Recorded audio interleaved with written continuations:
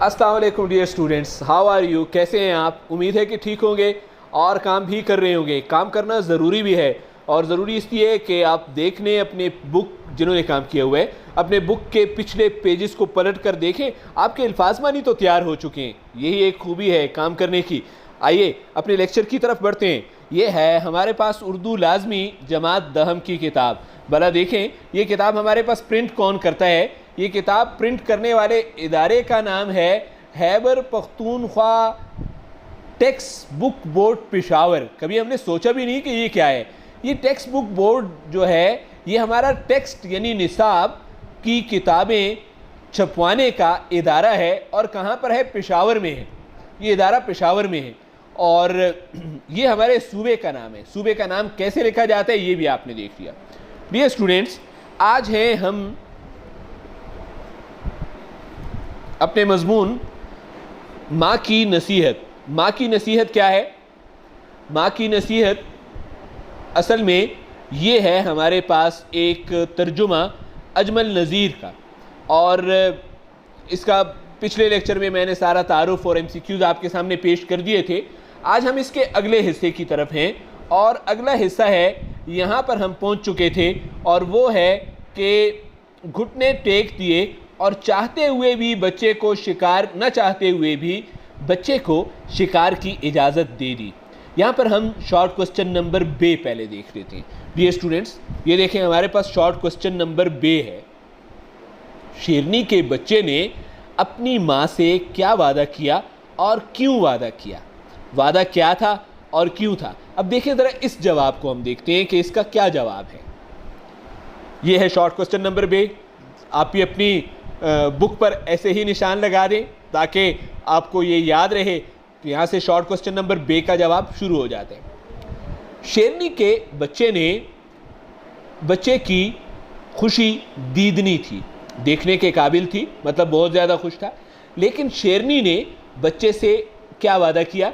वादा लिया कि वो हर चीज़ पर हमला करे लेकिन इंसान से बचकर रहे। ये वादा लिया। क्यों? ये क्यों का जवाब है। आप देखें, हेडिंग बनाएंगे शेरनी के बच्चे का वादा, तो ये वादा हो गया इंसान से बचकर रहे। और वादे की वजह, क्योंकि इंसान इंतहाई चालाक और ज़ीरक होता है, होशियार होता है, ज़हीन होता है। बच्चे ने चारों नाचार, चाहते हुए और न चाहते हुए माँ से वादा तो कर लिया, लेकिन इसको ये तशवीश लाहक हुई, ये फ़िक्र और सोच लाहक हुई कि माँ ने इंसान से लड़ने और इंसान का शिकार करने से मना क्यों किया है। यहाँ ये बात काबिल ज़िक्र है कि बच्चों को जिस काम से रोका जाए उसी काम में उनका तजस्सुस ज़्यादा होता जाता है। आपने देखा, जब मना कर दिया कि आपने इंसान का शिकार नहीं करना, तो आपको रुक जाना चाहिए। उनका तजस्सुस हो गया और उन्होंने सोचा कि मैंने तो इंसान का ही शिकार करना है। हम पेज नंबर नेक्स्ट पर आ जाते हैं। पेज नंबर नेक्स्ट है, शेरनी का बच्चा माँ से रुखसत हुआ तो खुशी से सरशार था। शेरनी का बच्चा माँ से चला गया। आज खुशी की वजह क्या थी? बहुत ज़्यादा खुश था, सरशार था, खुशी से भरा हुआ था। वो अपनी जवानी पे नाज़ां, अब वो जवान हो चुका था और बड़ा नाज़ां था, बड़ा गरूर कर रहा था, बड़ा तकब्बुर कर रहा था और बड़ा फ़ख्र महसूस कर रहा था। इसी सोच में गलतां था। गलतां किसी एक बात को मुसलसल सोचते रहना, एक ही ख्याल में गर्क रहना था। गलतां था कि वो बहुत ताकतवर है, बहुत फुर्तीला है, बड़ी तेज़ी है उसमें और बड़ा पुरजोश है, बड़ा जोश, जज्बा और गुस्सा है उसमें। किसी में ये जुर्रत नहीं कि इसका इतनी हिम्मत कि इसका सामना करे और इसे ज़ेर कर ले और शेर को शिकस्त दे दे। वो इस गरूर में माँ की नसीहत, जो गरूर थी, और माँ ने नसीहत क्या की थी?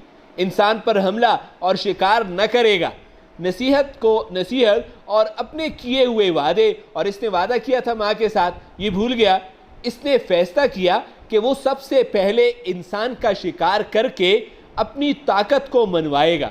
सबसे पहले इंसान का शिकार होगा, अपनी ताकत को मनवाएगा, यानी साबित करेगा کہ وہ بہت زیادہ قوت والا ہے انسان کو شکست دے کر، لہٰذا وہ ہر بات سے پہلو تہی کرتے ہوئے پہلو نظر انداز کر دینا، چھوڑ دینا، انسان کے شکار کو چل پڑا۔ راستے میں اسے کئی چھوٹے بڑے جانور دکھائی دیے، لیکن وہ ان کی شکلیں پہچانتا تھا اور اس قدر جانتا تھا کہ یہ انسان نہیں ہے۔ شارٹ کوسچن نمبر جیم کی طرف چلتے ہیں، پہلے یہاں آپ نوٹ کر لیں اس جگہ پر، شارٹ کوسچن نمبر جیم۔ اب دیکھیے ذرا شارٹ کوسچن نمبر جیم کو دیکھیں، یہاں آئیے، یہ ہے اونٹ کو دیکھ کر شیرنی کے بچے نے کیا کہا؟ دیکھیں ذرا، ہم بڑھتے ہیں اس طرف۔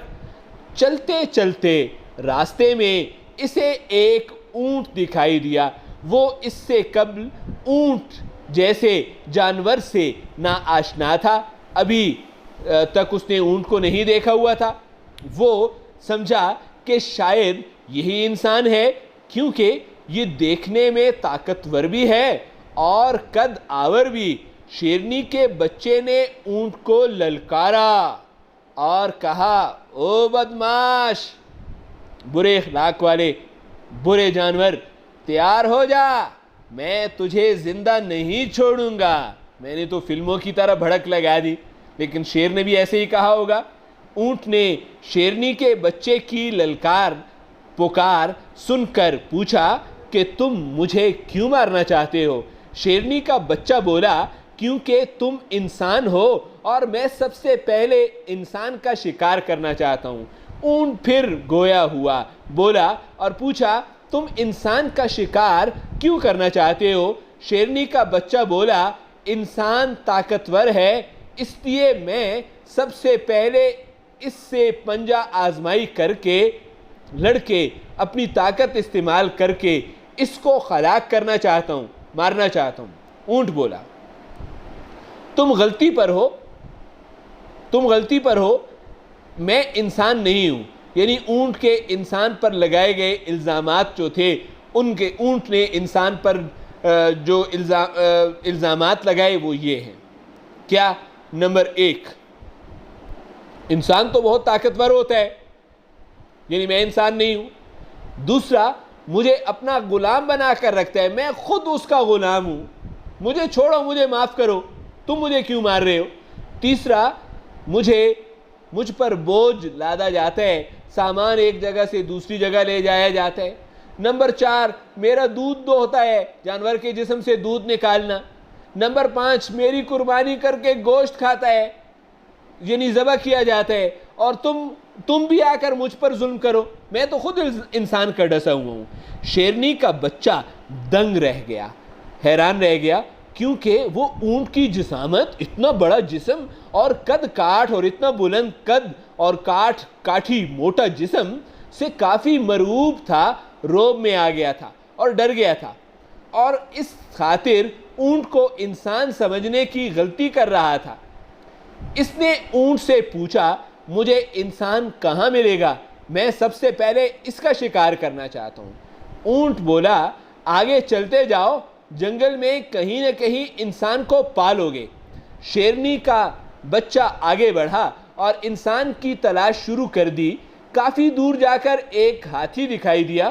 وہ ہاتھی کی جسامت دیکھ کر، موٹا جسم دیکھ کر سہم گیا، ڈر گیا اور سمجھا کہ شاید یہی انسان ہے، کیونکہ یہ اونٹ سے بھی زیادہ طاقتور دکھائی دے رہا تھا۔ شیرنی کے بچے نے ہاتھی کو للکارا، جنگ کے لیے دعوت دی اور تیاری کا کہا، اور کہا، او بدماش، میرے ساتھ مقابلہ کرنے کو تیار ہو جا، آج میں تمہیں زندہ نہیں چھوڑوں گا۔ ہاتھی شیرنی کے بچے کی بات پر حیران ہوا اور پوچھا، تم مجھے کیوں مارنا چاہتے ہو؟ مجھ سے کون سی ایسی خطا، غلطی سرزد ہوئی جو تم اس قدر طیش میں آ گئے، غصے میں آ گئے ہو، برہم ہو گئے ہو؟ شیرنی کا بچہ بولا، تم بہت طاقتور ہو اور آج میں تمہیں زیر کر کے شکست دے کر یہ ثابت کرنا چاہتا ہوں کہ میں انسان سے زیادہ طاقتور ہوں اور میں سب سے پہلا شکار انسان کا کرنا چاہتا ہوں۔ ڈیئر اسٹوڈنٹس، یہاں پر شارٹ کوسچن نمبر دال کی طرف ہم بڑھتے ہیں۔